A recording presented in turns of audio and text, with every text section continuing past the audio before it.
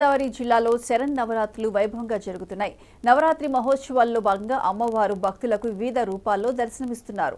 తణుకు నియోజకవర్గంలోని దువ్వలో దానమ్మ అమ్మవారు సోమవారం మహాచండీ రూపంలో భక్తులకు దర్శనమిచ్చారు.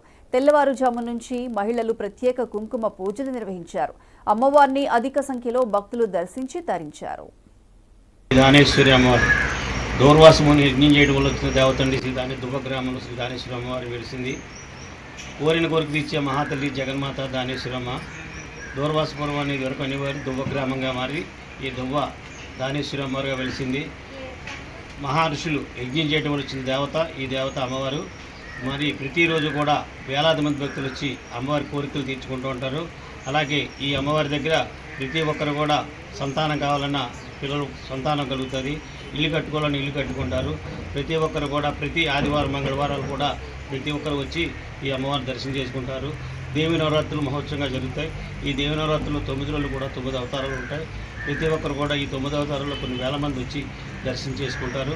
అలాగే ఈ ఆలయ నిర్మాణం జరుగుతుంది. ఈ ఆలయ నిర్మాణం కూడా తొందరగా ఈ దేవాలయం అక్కడ అమ్మవారి ప్రతిష్ఠిస్తారు. అలాగే ప్రతి ఒక్కరు కూడా ఆది మంగళవారాలు బుధవారం నాడు కూడా వస్తూ ఉంటారండి. అలాగే ప్రతి ఒక్కరు కూడా ఈ దూర్వాసముని యజ్ఞం చేయడంలో మహాదేవతగా కలిసి కోరిన కోరికలు తీర్చి అమ్మవారు అనుగ్రహం వస్తూ ఉంటుంది. అలాగే ప్రతి ఒక్కరు కూడా నడిచి వచ్చి ప్రతి శుక్రవారం నడిచి వచ్చి 9 శుక్రవారాలు 9 వారాలు తిరుగుతారు. 9 వారాలు తిరిగిన తర్వాత అమ్మవారి పూజ చేయించుకుని ఆ పూజ అయిన తర్వాత ప్రతి వాళ్ళ కోరికలు తీర్చి ప్రతి ఒక్కరు కూడా అనుగ్రహంగా ఉంటుంది. ఈ దూర్వాస మహాతల్లి దానేశ్వరి అమ్మవారి అలంకరణ చండికా అవతారం. ఈ అవతారం